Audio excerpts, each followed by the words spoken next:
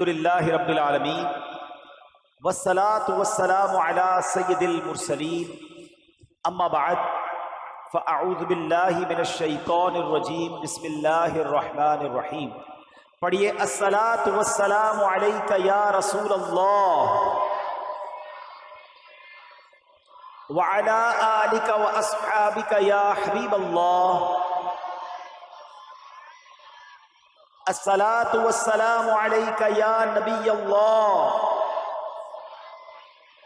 وعلی آلک واصحابک یا نور اللہ. میرے پیارے اسلامی بھائیوں، رمضان کا مہینہ یہ نزول قرآن کا مہینہ ہے. یہ وہ مہینہ ہے جو میری اور آپ کی مغفرت کروانے آیا ہے. یہ وہ مہینہ ہے جس کی فضیلت اور مرتبے کو سمجھنے کے لیے ایک حدیث پاک ہی کافی ہے. ویسے تو بہت ساری حدیثیں ہیں کہ نبی پاک صلی اللہ علیہ وسلم فرماتے ہیں، جس کا مضمون ہے کہ اگر میری امت کو پتا ہوتا کہ رمضان کیا ہے تو وہ تمنا کرتے کہ سارا سال ہی رمضان ہو. تو اب اس کی اہمیت کو سمجھیے. یہ ایک ایسی اسکیم ہے مغفرت کی کہ مجھے اور آپ کو بخشوانے کے لیے یہ مہینہ آیا ہے. مولا علی شیر خدا کرم اللہ تعالی وجہ الکریم فرماتے ہیں کہ اگر اللہ کو اس امت کو عذاب دینا ہوتا تو اس امت کو رمضان اور سورہ اخلاص عطا نہ فرماتا. اس کا مطلب عذاب سے بچانے آیا ہے.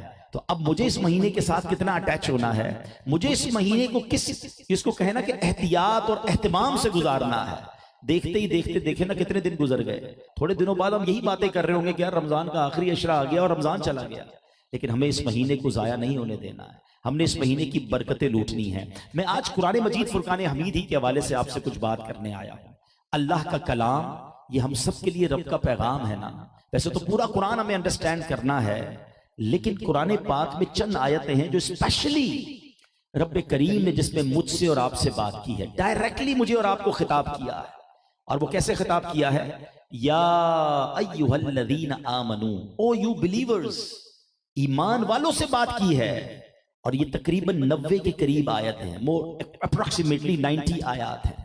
سوال یہ ہے کہ کیا میں نے اللہ کا وہ پیغام جو اللہ نے قرآن میں ڈائریکٹلی مجھ سے بات کی ہے میں نے پڑھ لیا ہے؟ ہمیں لوگوں کے پیغام کی کتنی ضرورت اور اہمیت ہم محسوس کرتے ہیں کہ صبح اٹھنے کے بعد پہلے تو لوگ کلمہ پڑھتے تھے، شاید کچھ قرآن پڑھ لیتے تھے، لیکن اب اٹھتے ہی سب سے پہلے آنکھیں بھی ٹھیک نہیں کھلتی، موبائل اٹھاتے ہیں اور دیکھتے ہیں بھائی پہلے دیکھو کس کا میسج آیا ہے. موسٹ امپورٹنٹ میسج پہلے دیکھتے ہیں. مگر قرآن پاک میں اللہ نے ہمیں پیغام دیا ہے. کیا ہم نے، بہت سارے لوگ ایسے ہیں جو 40 سال کے ہو گئے، 30 سال کے ہو گئے، 50 سال کے ہو گئے، اتنی زندگی گزرنے کے بعد بھی کیا وہ پیغام ہم نے پڑھ لیے، کیا سمجھ لیے؟ آج میں کوشش کروں گا جتنا مجھے ٹائم ملے گا 3 سے 4 وہ آیتیں، ویسے تو 90 آیتیں ہیں، اور میں چاہوں گا کہ آج کے بیان سے یہ آپ احساس پیدا کریں کہ جب 2 3 4 آیتوں میں اتنا میسج ہے تو اگر ہم یہ ساری آیتیں پڑھ لیں گے اور اس کا میسج سمجھ لیں گے، ایٹ لیسٹ یہ سیٹسفیکشن تو ہوگی کہ آن دا ڈے آف ججمنٹ ہم اللہ کو جواب دے سکیں گے کہ میرے مولا قرآن میں جو تو نے ہم سے ڈائریکٹ خطاب کیا تھا، ہم نے اسے پڑھا بھی تھا، سمجھا بھی تھا اور کچھ نہ کچھ عمل کرنے کی کوشش بھی کی تھی. پہلی آیت جو میں پیش کرنے جا رہا ہوں جس میں اللہ نے مومنوں سے ڈائریکٹ خطاب کیا ہے، اور مزے کی بات یہ کہ یہ آیت ہمارے بچے کو یاد ہے. الحمدللہ یہاں بھی تقریباً جتنے عاشقان رسول بیٹھے ہیں سب کو یاد ہوگی. کیا شاندار میسج ہے. اللہ قرآن میں فرماتا ہے ان اللہ وملائکتہ یصلون علی النبی یا ایھا الذین آمنوا صلوا علیہ وسلموا تسلیما. ترجمہ کیا ہے اس کا؟ بے شک اللہ اور اس کے فرشتے نبی پر درود بھیجتے ہیں، اے ایمان والو ان پر درود اور خوب سلام بھیجو. سبحان اللہ سبحان اللہ. اس ایک آیت سے ہمیں کیا سیکھنے کو ملا؟ اللہ نے مومنوں سے کیا فرمایا؟ اے مومنوں دیکھو اللہ اور اس کے فرشتے درود بھیجتے ہیں اس نبی پر. قرآن میں بہت سارے احکام ہیں جس میں ہمیں حکم دیا گیا نماز پڑھنے کا، روزہ رکھنے کا، زکوٰۃ دینے کا. 32 ٹائمز نماز کے ساتھ زکوٰۃ کا ذکر آیا ہے. بہت سارے احکام ہیں قرآن پاک میں، مگر کوئی بھی قرآن کا ایسا آرڈر نہیں ہے جس پہ رب نے یہ فرمایا ہو کہ میں بھی کرتا ہوں، اے میرے بندو فرشتے بھی کرتے ہیں تم بھی کر لو. اونلی دیر از اے درود پاک. اس سے اندازہ ہوتا ہے کہ نبی پاک علیہ الصلوۃ والسلام کا مرتبہ اللہ کی بارگاہ میں کتنا بڑا ہے اور درود پاک کا مقام کتنا بڑا ہے کہ اللہ بھی درود بھیج رہا ہے، فرشتے بھی درود بھیج رہے ہیں. اے ایمان والو تم بھی اپنے نبی پر خوب درود بھیجو اور سلام بھیجو. یہاں علماء نے اس آیت پر بڑی شاندار ڈیبیٹ کی ہے کہ حضرت آدم علیہ السلام کو ایک شرف ملا اور بہت بڑا شرف ملا کہ ان کو سارے فرشتوں نے سجدہ کیا. ابلیس جو کہ فرشتہ نہیں تھا وہ اس نے سجدہ نہیں کیا، تکبر کیا، لیکن سارے فرشتوں نے سجدہ کیا. یہ بہت بڑا مقام ہے کہ اللہ نے فرشتوں کو حکم دیا کہ آدم کو سجدہ کریں. مگر میرے آقا آخری نبی صلی اللہ تعالی علیہ وسلم کا مقام دیکھیں کہ ان کو اس سے بھی بڑا شرف عطا کیا گیا کہ صرف فرشتے نہیں، فرشتے بھی درود بھیج رہے ہیں اور رب بھی درود نازل فرما رہا ہے. ہاں، اس کو کیٹیگرائز کرنا ہوگا. یہ سمجھیے گا، اللہ کا درود بھیجنا اور ہے اور فرشتوں کا درود بھیجنا اور ہے. اللہ جو درود بھیج رہا ہے وہ کریم ہے، وہ مالک ہے، وہ خالق ہے، وہ رسول پاک علیہ السلام پر رحمتیں نازل کر رہا ہے. اور ہم اور فرشتے جو درود بھیجتے ہیں، ایکچولی ہم بارگاہ الہی میں دعا کرتے ہیں کہ اے اللہ ہمارے آقا و مولا جناب محمد الرسول اللہ صلی اللہ تعالی علیہ وسلم پر اپنی رحمتیں نازل فرما. ہم ریکویسٹ کر رہے ہوتے ہیں اور اللہ رحمتیں نازل فرما رہا ہوتا ہے. تو پہلی بات یہ پتا چلا کہ حضرت آدم کو جو شرف ملا تھا کہ سارے فرشتوں نے سجدہ کیا، لیکن ہمارے آقا کو یہ شرف دیا گیا کہ فرشتے بھی درود بھیج رہے ہیں اور رب بھی درود بھیج رہا ہے. اچھا، ایک اور خوبصورت بات جو عربی گرامر کو تھوڑا سا سمجھتے ہیں، یہاں ایک لفظ لایا گیا یصلون. یہ دلالت کیا کرتا ہے، یہ اشارہ کیا کرتا ہے؟ ایسا نہیں فرمایا کہ اللہ اور اس کے فرشتوں نے ایک بار درود بھیج لیا ہے، اے میرے بندوں، اے ایمان والو تم بھی درود بھیجو. نہیں، فرشتوں نے حضرت آدم کو ایک بار سجدہ کیا تھا، مگر یصلون دلالت کر رہا ہے کہ یہ کنٹینیو ورب ہے، یہ مسلسل عمل ہے. سبحان اللہ. اس کا مطلب یہ ہوا کہ اللہ اور اس کے فرشتے لگاتار نبی پاک پر درود نازل فرما رہا ہے، رب درود نازل فرما رہا ہے، فرشتے درود بھیج رہے ہیں. تو یہ شان ہے سرکار دو عالم صلی اللہ تعالی علیہ وسلم کی. اب ہمیں کیا کرنا چاہیے؟ اس آیت سے پتا چلا کہ ہمیں باقاعدہ ایک آرڈر ملا ہے قرآن سے. قرآن نے، اللہ نے ڈائریکٹلی ایمان والوں سے فرمایا ہے کہ تم بھی ان پر درود اور خوب سلام بھیجو. ایک بات ریئلائز کر لیجئے گا کہ نبی پاک کو ہمارے درود کی حاجت نہیں ہے. وہاں تو اربوں خربوں صبح و شام درود پاک بھیجے جا رہے ہیں.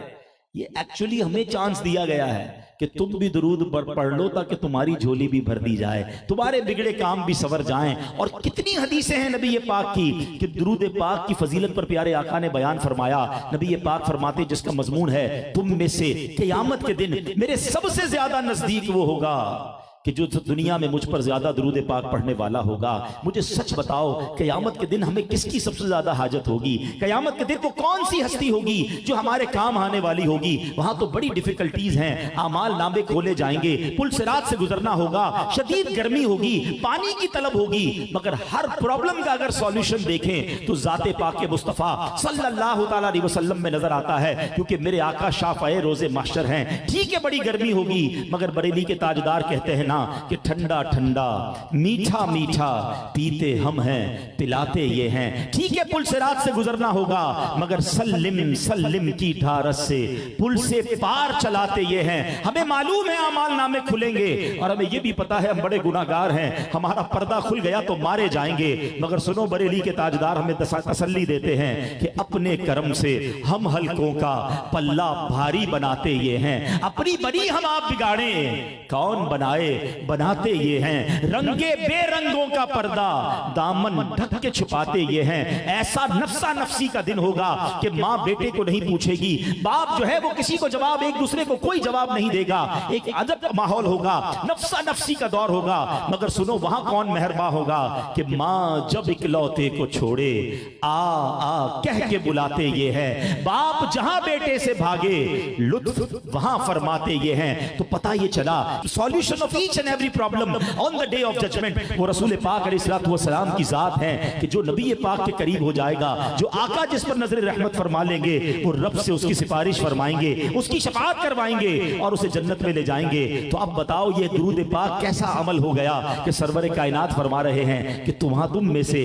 قیامت کے دن میرے نزدیک وہ ہوگا جس نے دنیا میں کثرت سے درود پڑھے ہوں گے. تو بتاؤ ہمیں فضول باتوں سے بچ کر کتنے درود پڑھنے چاہیے. ایک امیجنیشن آپ کو دے دیتا ہوں، ایک تصور دے دیتا ہوں کہ کبھی درود پاک کی تسبیح ہاتھ میں ہونا تو آنکھ بند کرنا اور یہ سوچنا کہ میں جتنے درود پڑھ رہا ہوں نا उतना नबी पाक के करीब होता जा रहा हूं।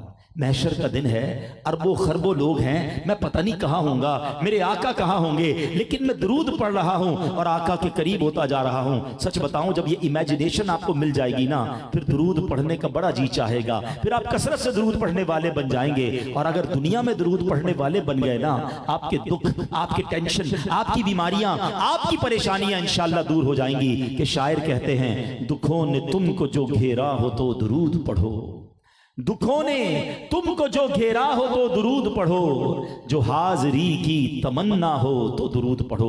तो हमें कसरत से दुरूद पाक पढ़ने हैं। तो एक कुरान पाक की आयत मैंने आपके सामने पेश कर दी है जिसमें अल्लाह ने मोमिनों से कलाम किया है। आइए चलते हैं दूसरी कुरान पाक की उस आयत में जिसमें अल्लाह ने हमसे, जी हां मुझसे और आपसे क्या बात की है, जरा वो सुनते हैं। और उसमें हुक्म क्या है? अल्लाह फरमाता है, या अय्युहल्लज़ीना आमनुत्तकुल्लाह वकूनू मअस्सादिकीन। ईमान वालो, अल्लाह का दूसरा फरमान सुन लो जो अल्लाह ने तुमसे और मुझसे बात की है। अल्लाह फरमाता है, ए ईमान वालो, अल्लाह से डरो और सच्चों के साथ हो जाओ। ये जरा समझने वाली बात है। सच की अहमियत और सच्चे लोगों की अहमियत कुरान यहां बता रहा है। दोस्त कैसे होने चाहिए, सोहबत और संगत कैसी होनी चाहिए। कुरान क्या कह रहा है? ए ईमान वालो, अल्लाह से डरो और सच्चों के साथ हो जाओ। अब सच कितना कमाल का काम है और इस्लाम सच की तालीम देता है। हजरत अब्दुल्लाह इब्न मसऊद रज़ियल्लाहु तआला अन्हु से रिवायत है, रसूल अकरम सल्लल्लाहु तआला अलैहि वसल्लम ने इरशाद फरमाया, बेशक सच्चाई भलाई की तरफ हिदायत देती है और भलाई जन्नत की तरफ ले जाती है। आदमी बराबर सच बोलता रहता है यहां तक कि वो सिद्दीक हो जाता है। और सुनो, आका फरमाते, झूठ बदकारियों की तरफ ले जाता है और बदकारियां जहन्नम में पहुंचाती हैं। और आदमी कंटिन्यू बराबर झूठ बोलता रहता है यहां तक कि वो अल्लाह के नजदीक कज़्ज़ाब लिख दिया जाता है। गौर कीजिए कि मैं और आप अल्लाह की बारगाह में क्या लिखा जाना पसंद करते हैं, कि मैं रब की बारगाह में सिद्दीक सच्चा लिखा जाऊं या इतना झूठ बोलूं कि अल्लाह की बारगाह में ही कज़्ज़ाब लिख दिया जाए। ये झूठ इतना बुरा अमल है कि हदीस पाक में आता है कि जिस मुसलमान जो बंदा एक झूठ बोलता है ना, उसके मुंह से इतनी बदबू निकलती है कि फरिश्ता 1 मील दूर हो जाता है। आज लोग कहते हैं, यार कारोबार में बरकत नहीं है, सेहत में बरकत नहीं है, घर में टेंशनें बड़ी हैं, ऐसा लगता है कुछ प्रॉब्लम्स हैं। अरे आपने झूठ बोल बोल कर रहमत के फरिश्ते इतने दूर कर दिए हैं, तो किधर से रहमतें नाजिल होंगी। एक तरफ तो हम सच्चे आका के उम्मती, जरा बताइए ना, सबको पता है मेरे आका ने 40 साल की उम्र तक ऐलान नबूवत तो नहीं फरमाया था ना, मक्के के लोगों को अपना किरदार पेश किया था और उसके बाद एक ऐलान किया था कोहे सफा की पहाड़ी पर, ऐ मक्के वाले बताओ मैं कौन हूं। कितना कमाल का सवाल था, मगर रिप्लाई क्या था? आप सादिक हैं, आप अमीन हैं। जो बुतों की पूजा करने वाले थे, जो अल्लाह को एक नहीं मानते थे, मगर नबी पाक का किरदार देखकर उन्होंने क्या कहा था? आप सादिक हैं, आप अमीन हैं। अच्छा मजे की बात देखो, नबी पाक ने जब ऐलान नबूवत किया, ये लोग खिलाफ हो गए, जान के प्यासे हो गए, मगर अमानतें फिर भी नबी पाक के पास रखवाते थे। आपको वो याद होगी ना हिजरत की रात, जब नबी पाक कुफ्फारे मक्का के जुल्म सितम से तंग आकर सहाबा को हिजरत का हुक्म दे चुके थे, और जब खुद नबी पाक मक्के जा रहे हैं तो क्या फरमाया था मौला अली से? ए अली, मेरे बिस्तर पर आराम कर लेना और जो लोगों की अमानतें हमारे पास हैं वो वापस लौटाकर मदीने आना। अल्लाह अकबर, आका की जान के प्यासे भी हैं, मगर ये मानते थे हैं सच्चे, हैं अमानतदार। अरे कुरान कह रहा है, ए ईमान वालों, सच्चों के साथ हो जाओ। आज मैं और आप सोचें कि पहले मैं सच्चा हूं कि नहीं, मैं सच बोलता हूं कि नहीं, और फिर मेरे दोस्त, मेरी गैदरिंग्स, मेरा उठना बैठना वो किन के साथ है। खुदारा झूठ को आम ना समझें। प्रॉब्लम ये है कि पहले के लोग कभी कभी झूठ बोलते थे और अब तो ऐसा लगता है कोई कभी कभी सच बोलता है। जब देखो झूठ ही बोलना है, मजाक में भी झूठ बोलना है, तफरी में भी झूठ बोलना है, खामाखाई भी झूठ बोलना है, क्योंकि उसकी कॉन्सिक्वेंसेस ही नहीं पता। मेराज की रात नबी पाक अलैहिस्सलाम जब तशरीफ ले गए तो आपने एक शख्स को देखा कि उसको लोहे के एक यूं समझिए कि हुक के जरिए उसके गाल चीरे जा रहे हैं। इधर से गाल चीर के पीछे ले जाया गया, फिर दूसरे गाल को चीर के पीछे ले जाया गया। पूछा गया ये कौन है? फरमाया ये झूठ बोलने वाले हैं। झूठ बोलने वाले को कयामत तक ये अजाब दिया जाएगा। कभी डेंटिस्ट के पास गए होंगे, उसने हमारा मुंह खोला होगा, एक लिमिट के बाद बड़ी तकलीफ होती है, जान निकल जाती, क्योंकि हमारी लिमिट है मुंह की, उससे ज्यादा नहीं खुल सकता।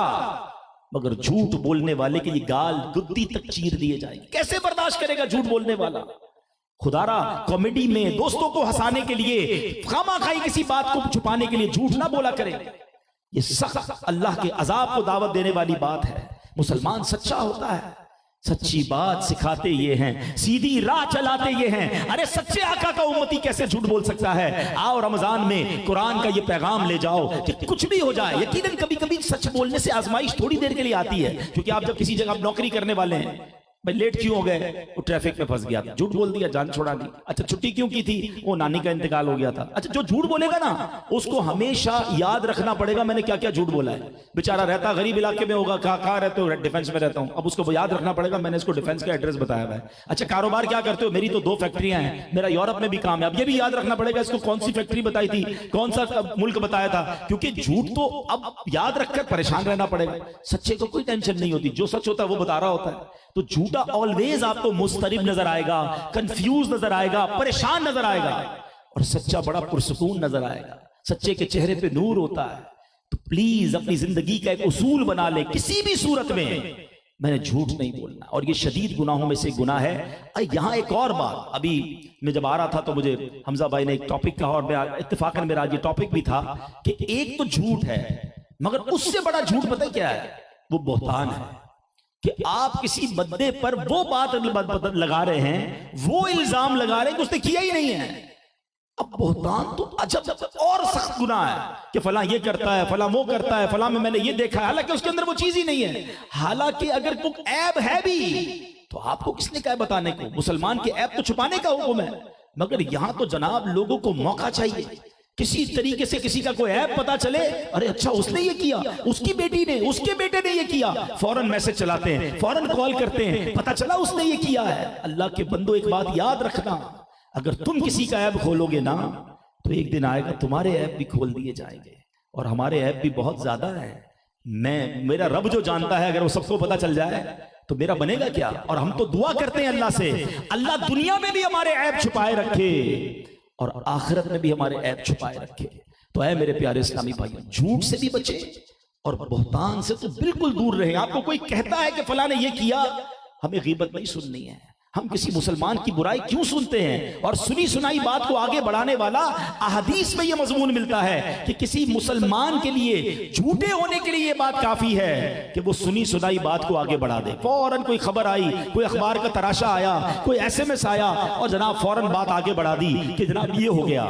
نہیں میرے پیارے اسلامی بھائیوں، ہمیں قرآن کہہ رہا ہے سچوں کے ساتھ ہو جاؤ. اچھا یہ ایک اور درس بھی مل رہا ہے، اور وہ درس کیا ہے کہ ہماری صحبت کیا ہونی چاہیے. آپ کو پتہ ہے احادیث میں یہ مضمون ملتا ہے کہ حضرت عمر فاروق رضی اللہ تعالیٰ عنہ فرماتے ہیں، پہلے حدیث سن لیں، نبی پاک نے فرمایا آدمی اپنے دوست کے دین پر ہوتا ہے تو اسے دیکھنا چاہیے وہ کس سے دوستی کر رہا ہے. اب چیک کر لیں کہ ہمارے دوست کون ہیں. ایک اور بڑا پیارا قول ہے کہ دوست وہ ہوتا ہے جسے دیکھ کر خدا یاد آ جائے. ذرا غور کریں، ایسا کوئی دوست ہے جس کو دیکھ کر ہمیں خدا یاد آتا ہے؟ ہمارے تو کئی دوست ایسے ہیں جس کو دیکھ کر سنیما یاد آتا ہے، کوئی نہ کوئی بری چیز ہی یاد آ رہی ہوتی ہے. اچھا ہم ذرا نمازی بن جائے تو وہ مذاق اڑا لیتے ہیں، بھئی کیا ہو گیا، خیریت تو جمعہ پڑھتے تھے، ٹھیک ہے، یہ کیا 5 وقت ٹوپی اوپی لگا لی ہے. ایسے دوست ہیں کہ جو نیکی کی طرف جائیں تو ہمیں روک رہے، وہ دوست ٹھیک نہیں ہیں. ہمیں تو دوست وہ چاہیے جو ہمیں نیکی کی طرف لے جائے. ینگسٹر بیٹھے ہیں، مجھے ایک بات بتائیں، اب کسی بھی کبھی موقع ملے نا، کسی جو نشہ کرنے والا ہو، شرابی ہو، جواری ہو، بیچارہ ہیروئنچی بن گیا ہو، یا ڈکیتی ڈالنے والا، چوری کرنے، بڑے بڑے جتنے جرائم کرنے والے لوگ ہیں، اگر کبھی کسی کا انٹرویو کرنے کا موقع ملے یا ڈیپلی آپ اس کو اینالائز کریں نا تو یہ ساری عادتیں کہاں سے ملی اس کو؟ اگر آپ غور سے دیکھیں گے تو یہ دوستوں سے ملتی ہیں. کبھی بھی گھر والے نشے کی عادت نہیں ڈالتے، کسی کے ماں باپ پلان نہیں کرتے چلو بیٹا اب تم کو چوری سکھاتے ہیں. یہ ساری بری عادتیں، جتنی بری عادتیں ہیں، یہ کہاں سے ملتی ہیں؟ یہ صحبت سے ملتی ہے. یہ ان لوگوں کے لیے پیغام ہے جو ینگسٹر کہتے ہیں نہیں جناب میں شراب نہیں پیتا، دوست پیتے، میں تو کمپنی دے رہا ہوتا ہوں، میں تھوڑی پیتا ہوں، میں جوا نہیں کھیلتا جناب، وہ دوست کھیل رہے ہوتے ہیں، میں صرف بیٹھا ہوتا ہوں، میں کہاں نشہ کرتا ہوں، میں تو صرف انہیں کمپنی دیتا ہوں. یہ بہت بری عادت ہے. آپ ان کو کمپنی دے رہے جن پر اللہ کی لعنت برس رہی ہے. یہی چنگاری ایک دن تمہارے کپڑوں کو اور تمہاری باطن کو جلا کر رکھ دے گی. اگر ایک کمپنی لینی ہے تو ان کی کمپنی لو جن پر رحمتیں برس رہی ہیں، جن پر اللہ راضی ہوا ہے. قرآن کہہ رہا ہے کونوا مع मअस-सादिकीन, सच्चों के साथ हो जाओ। मगर हम झूठों के साथ बैठते हैं, हम शराबियों के साथ बैठते हैं, हम बेहयाई की बातें करने वालों के साथ बैठते हैं, और हम कहते नहीं जनाब मैं नहीं जाता। खुदारा ये दिल से ख्याल निकाल दो कि मैं कुछ नहीं करता, मैं सिर्फ बैठता हूं। मुझे एक बात बताइए ना, किसी बिल्डिंग में आग लग जाए, आपका घर 3rd फ्लोर पर हो, पहले फ्लोर पर आग लगेगी, तो आप ये कहेंगे यार 1st फ्लोर पर आग लगी है, मैं ऊपर रहूं, आग तो नीचे है। पूरी बिल्डिंग एवैक्यूएट होती है, पूरा इलाका खाली करवाया जाता है कि ये आग अब पूरी बिल्डिंग को जला सकती है। तो जब आग से बचते हो और आग करीब आ जाए तो भाग जाते हो, तो जहन्नम की आग जहां भड़क रही है वहां क्यों जाते हो? उन दोस्तों के साथ क्यों रहते हो? मैं आपको आपके रब का कलाम सुनाने आया हूं। मैं आज आपसे वो बात करने आया हूं जो आपके रब ने आपसे बात की है। या अय्युहल्लज़ीना आमनुत्तकुल्लाह, अल्लाह से डरो, वकूनू मअस-सादिकीन, और सच्चों के साथ हो जाओ। तो दो बातें इस आयत से सीखने को मिली कि सच बोलना है, सच्चा अल्लाह का पसंदीदा बंदा है, और दोस्ती अच्छों से रखनी है। पंजाबी शेर सुना देता हूं, क्या शानदार मिसाल दी है हमारे बुजुर्गों ने। फरमाया भले बंदे दी सोहबत यारों, जिवें दुकान अतारा, सौदा भावे मुल्ले न लइए, हुल्ले आन हजारा। कहते हैं अच्छे बंदे की सोहबत ऐसी है जैसे परफ्यूम की, इत्र की दुकान। जब इत्र की दुकान पे जाते हैं, परफ्यूम शॉप पे जाते हैं, तो क्या होता है, पैसे खर्च करे ना करे, कुछ ना कुछ खुशबू फ्री में आ रही होती है, बल्कि थोड़ा बहुत तो वो सैंपल भी लगा देता है, घर आकर भी खुशबू आ रही होती है। कितनी प्यारी शॉप पे गया था, फ्री में खुशबू मिल गई। ये है अच्छे बंदे की सोहबत। और बुरे बंदे दी सोहबत यारों, जिवें दुकान लोहारा, कपड़े पावे कुंज कुंज पइये, चिंगा पहन हजारा। कहते हैं बुरे बंदे की सोहबत ऐसी है जैसे लोहार की दुकान। जब भी लोहार की दुकान पे जाए ना, जब वेल्डिंग का काम हो, ये चिंगारियां उड़ रही होती हैं, कहते जितने भी कपड़े बचा लें, कभी ना कभी कोई चिंगारी तुम्हारे कपड़े में सुराख कर देती है। बंदा घर आता है, कहता है यार ये सुराख कैसे हुआ? हाँ वहां गया था जब वेल्डिंग हो रही थी, जहां चिंगारियां उड़ रही थी, मेरे कपड़ों पर इसने सुराख कर दिया। ऐसा ही बुरी सोहबत है कि तुम उनके करीब बैठोगे, वो तुम्हारे अमल की चादर में सुराख कर देगी, वो तुम्हारी रूहानियत की चादर में सुराख कर देगी, वो तुम्हें अल्लाह से दूर कर देगी सोहबत। तो आज कुरान का ये पैगाम लेकर जाइए। मुझे एक तकलीफ है, मैं एक कैफियत से गुजर रहा हूं और मैं चाहता हूं उससे आपको शेयर करूं। ये रौनकें देखकर, ये मस्जिद की बहारें देखकर, ये दरसे कुरान देखकर, ये तरावी देखकर, एक तरफ तो दिल बड़ा खुश होता है कि अल्लाह के बंदों को अल्लाह से कितना प्यार बढ़ गया है, मगर साथ साथ एक कसक भी उठती है कि ये रौनकें रमजान के बाद कहां चली जाती हैं, ये बंदे अल्लाह से रमजान के बाद क्यों दूर हो जाते हैं, क्योंकि हमने सोहबतें अच्छी नहीं रखी। Please try to change your company in month of Ramzan. इस महीने में कुछ तय कर लो कि मैं सिर्फ रमजान के लिए अल्लाह का बंदा नहीं हूं, मैं रमजान के बाद भी अल्लाह का बंदा हूं, मैं रमजान में भी रहमान का बंदा हूं, मैं रमजान के बाद भी रहमान का बंदा रहूंगा। हम शैतान की बातों में क्यों आ जाते हैं? अगर इसको लॉजिकली समझे ना, तो रमजान एक्चुअली नेट प्रैक्टिस है। रमजान में मेरी और आपकी पूरा महीना शैतान को बंद करके एक प्रैक्टिस करवाई जा रही है कि देखो शैतान बंद हो गया है, इबादत कर लो। हम इबादत कर रहे हैं। प्रैक्टिस हमेशा मुकाबले के लिए होती है, फाइनल मैच बाद में होता है, पहले प्रैक्टिस होती है। कमाल यह है कि सारा महीना प्रैक्टिस करते हैं और ऐसा लगता है पहली गेंद पर ही आउट हो जाते हैं। जैसे ही चांद नजर आता है मस्जिदें वीरान हो जाती हैं, जैसे ही ईद का चांद नजर आता है लोग नमाजों से दूर हो जाते हैं। मैं एक चोट करने वाला जुमला कह रहा हूं, जरा दिल से सुनना। हम कहते नहीं हैं लेकिन अनडेलिबरेटली क्या ये मैसेज नहीं दे रहे? क्या शैतान जब तक तू बंद था तब तक तो हम अल्लाह के बंदे थे, तब तक तो हम नमाजी थे, अब तू आजाद हो गया ना, अब हमने तेरी माननी है, अब हमारा मस्जिदों से क्या काम। अब गौर करिए कितना सीरियस मैसेज है। क्या ऐसा नहीं होता? रमजान में मगरिब की नमाज में मस्जिद फुल होती है और ऐलान हो जाए इशा से पहले कि चांद नजर आ गया है। क्या इशा में लोग आते हैं उतने? क्यों? क्या नमाज सिर्फ रमजान में फर्ज है? प्लीज ट्राई टू अंडरस्टैंड, ये शैतान का वार है। वो तो तिल मिला रहा होगा कि ये बंदे नमाजी बन गए, ये तरावी पढ़ रहे हैं, ये कुरान पढ़ रहे हैं, ये रोजे रख रहे हैं। वो पूरी शिद्दत के साथ चांद रात से हमला आवर होता है और हमारे हजारों लाखों लोग उसके उस बहकावे में आकर बह जाते हैं। आज एक नियत करके उठना, कुरान के इस पैगाम को याद रख लेना, कूनू मअस-सादिकीन। अच्छे बंदों की सोहबत अपना लो कि चाहे रमजान चला जाए, मैंने मस्जिद से नहीं जाना, मैंने नमाजों से नहीं जाना, मैंने अल्लाह की रहमत का दामन अब सारी जिंदगी के लिए थामा है, मैं रहमान का बंदा सारी जिंदगी के लिए हूं। फिर देखो करीम कैसी रहमत फरमाता है, फिर देखो तुम्हारी मुश्किलें कैसे आसान होती हैं। अब कुरान की एक और आयत, और मेरे बयान का जो मकसद था, जो मैंने शुरू में आपको इन्फसाइज किया था कि ये 90 आयतें हैं, आज तो बयान में 3 आयतें सुना रहा हूं ना। अगर आप बताएं हर आयत से सीखने को मिल रहा है ना, कितना मैसेज है इसमें। और ये मैं ना भी बताऊं, ये हम पर लाजिम है सीखना ना। अल्लाह ने आपसे बात की है, आप मोमिन हैं, हम मोमिन हैं। हमने कुरान में, रब ने जो मुझसे बात की उसके ही टाइम नहीं है मेरे पास, क्या जवाब दूंगा अल्लाह की बारगाह में? اب آؤ تیسری آیت سنو، کیونکہ یہ ماہ رمضان کے حوالے سے بڑی ریلیونٹ ہے. ماشاءاللہ بڑی تعداد میں لوگ اپنی صدقہ دے رہے ہیں، زکوٰۃ دے رہے ہیں، عطیات دے رہے ہیں، بہت اچھا ہے. مگر اس میں بھی شیطان ایک مسٹیک کرواتا ہے. پہلے شیطان کے وار سمجھو. پہلے شیطان چاہتا ہے حرام کام کریں، شراب پئیں، بدکاری کریں، جوا کھیلیں، معاذ اللہ قتل کریں.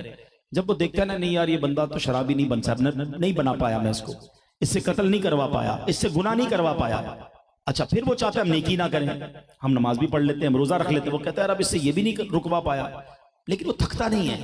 اب کہتا ہے میں اس کی نیکی ضائع کروا دوں. کر لی نا، پڑھ لی نماز، رکھ لیا روزہ، دے دیا صدقہ، کر لی چیریٹی. اب کچھ ایک اور کام ایسا کرتا ہے ہمیں بغیر بتائے، ہمیں پتہ بھی نہیں چلتا، اور ہماری وہ نیکیاں برباد ہو جاتی ہیں. اب وہ قرآن دیکھو ہمیں سمجھا رہا ہے.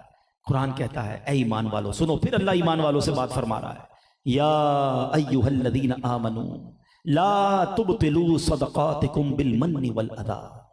اے ایمان والو اپنے صدقے باطل نہ کرو، احسان رکھ کر اور ایذا دے کر. اور کیا شاندار اگزامپل کے ذریعے آگے قرآن سمجھا رہا ہے، کالذی ينفق مالہ رئاء الناس ولا یؤمن باللہ والیوم الآخر. اس کی طرح، کس کی طرح؟ جو اپنا مال لوگوں کے دکھاوے کے لیے خرچ کرے اور اللہ اور قیامت پر ایمان نہ لائے. فَمَثَلُهُ كَمَثَلِ صَفْوَانٍ عَلَيْهِ تُرَابٌ فَأَصَابَهُ وَابِلٌ فَتَرَكَهُ صَلْدًا. مثال کیسی دی؟ اس کی کہاوت ایسی ہے جیسے چٹان اس پر مٹی ہو، اس پر زور کا پانی پڑا جس سے میرا پتھر کر چھوڑا. مٹی تو چلی گئی پانی برسنے سے، وہ چکناہٹ ختم ہو گئی، وہ مٹی ختم ہو گئی، اور پتھر پھر صاف ہو گیا. سبحان اللہ. واللہ لا يهدي القوم الكافرین. فرمایا کہ اللہ کریم جو ہے کافروں کو ہدایت نہیں دیتا. اب ذرا سمجھیے گا، قرآن کی یہ آیت سمجھا رہی ہے یقیناً صدقہ دیں، یقیناً خیرات کریں، احسان نہ کریں، لوگوں پر احسان نہ جتائیں، انہیں تکلیف نہ دے، دکھلاوا نہ کریں. اور مثال کیا دی کہ ایک چٹان پر غبار ہے، مٹی ہے، ہم سمجھ رہے ماشاءاللہ بڑی زبردست زمین ہے، زرخیز ہے، پودا لگ جائے گا، اور بارش آئی تو وہ سارا غبار چلا گیا، نیچے سے چٹان نکل آئی. فرمایا اس کے ریاکار کے، دکھلاوے کرنے والے کے، صدقہ دے کر احسان جتانے والے کی نیکیاں ایسے ہیں کہ جب اللہ کریم حساب فرمائے گا تو وہ ساری نیکیاں باطل کر دی جائیں گی. تو یہ سمجھنا ہے. آج کل لوگ غلطی کیا کرتے ہیں کہ جب زکوٰۃ دیتے ہیں، جب صدقہ دیتے ہیں تو پھر سامنے احسان بھی جتا رہے ہوتے ہیں. بہت سارے لوگ ہیں ماشاءاللہ، اللہ ہمیں پوری زکوٰۃ دینے کی توفیق عطا فرمائے. یہاں میں ایک اور بات بھی کرنا چاہوں گا کہ جناب جب تک ہزاروں میں زکوٰۃ تھی، لاکھوں میں زکوٰۃ تھی، تو لوگوں نے بڑی آسانی سے نکالی. اب جب زکوٰۃ کروڑوں میں پہنچی ہے تو کئی لوگ اب جو ہے وہ اب اصل امتحان ہی اب شروع ہوا ہے کہ اب اللہ پاک نے پچھلے 2-4 سالوں میں کاروباری لوگوں کو بڑا نوازا ہے. کئی لوگوں کی زکوٰۃ ڈبل ہو گئی ہے، اور اب بہت بڑی تعداد میں لوگ پوری زکوٰۃ نہیں نکال رہے. دیکھو یہ نہ کرنا. حدیث پاک کا مضمون ہے کہ زکوٰۃ مال کا میل ہے. جس مال میں یہ مل گیا نا، اس مال کو برباد کر دے گا. یہ مال ہمارا نہیں ہے، مال اللہ کا ہے، اللہ کی راہ میں خرچ کرنے کا ہے، اور یہ تمہارے مال کو اور برکت والا کر دے گا. آپ پوچھ لینا ان سے جو زکوٰۃ دیتے رہے، ہر سال زکوٰۃ دینے والے کا مال بڑھتا ہے، اس کی زکوٰۃ ہر سال بڑھتی ہے. کیسے بڑھتی ہے؟ کیونکہ وہ اللہ کی راہ میں خرچ کر رہا ہے، اللہ اسے انکریز فرما دیتا ہے. تو کبھی بھی زکوٰۃ کو پہلے تو بوجھ مت سمجھنا، بلکہ سچی بات یہ ہے کہ جب بھی اللہ کی راہ میں خرچ کرو، جب بھی زکوٰۃ دو، اللہ کا شکر ادا کرنا کہ میرے مالک تو نے دینے والا بنایا، تو نے مانگنے والا نہیں بنایا. آج میں کسی کو زکوٰۃ دے رہا ہوں، ہو سکتا ہے میں بھی کسی کے دروازے پر کھڑا ہوتا کہ جناب بچوں کے لیے کھانے کے لیے پیسے نہیں، ماں کے علاج کے لیے پیسے نہیں، میری بہن کی شادی ہے جہیز کے لیے پیسے نہیں. اللہ نے مجھے، میرا کیا کمال تھا کہ مجھے دینے والا بنا دیا، تو اس میں تو کوئی میرا کمال ہی نہیں ہے. زکوٰۃ دے کر بندہ سجدہ شکر بھی ادا کرے، اے اللہ تیری رحمت، تیری مہربانی، تو نے دینے والا بنایا. تو پہلی بات ہمیشہ اللہ کا احسان ماننا، زکوٰۃ دیتے وقت بوجھ فیل نہ کرنا، اور خوش دلی سے اللہ کی راہ میں خرچ کیا کرو. اور دوسری بات، جب بھی خرچ کریں اپنا کوئی کمال نہ سمجھیں، اس پر احسان نہ جتائیں. یاد ہے نا میں نے قرضہ دیا تھا، بھول تو نہیں کیا، تیرے بچی کی شادی کروائی تھی، چپل پہن کر آیا تھا میرے پاس، میں نے نوکری لگا دی تھی، آج تیرا کاروبار ادھر پہنچ گیا. نہ یہ کبھی مت کرنا. قرآن کہتا ہے احسان جتا کر، ایذا پہنچا کر اپنے صدقے باطل نہ کرو. تم کروڑوں خرچ کر کے بھی وہ تمام صدقے کو ضائع کر دو گے. صدقہ ایسے دینا کہ بندہ کبھی کسی پر احسان نہ جتائے. اب کچھ جماعت کو دیتے ہیں، آرگنائزیشنز کو بھی دے رہے ہوتے ہیں، تو وہاں بھی ہمارا کوئی احسان نہیں ہے. سچی یقین کریں کریں وہ لوگ جو ہماری زکات کو پراپر یوز کرتے ہیں، اصل احسان ان کا ہے کہ جو ہمارا فریضہ ادا کرنے میں ہماری مدد کر رہے ہیں۔ تو اللہ کرے کہ قرآن کے اس پیغام کو بھی ہم پراپرلی لینے میں کامیاب ہو جائیں کہ جب بھی کسی کی مدد کریں۔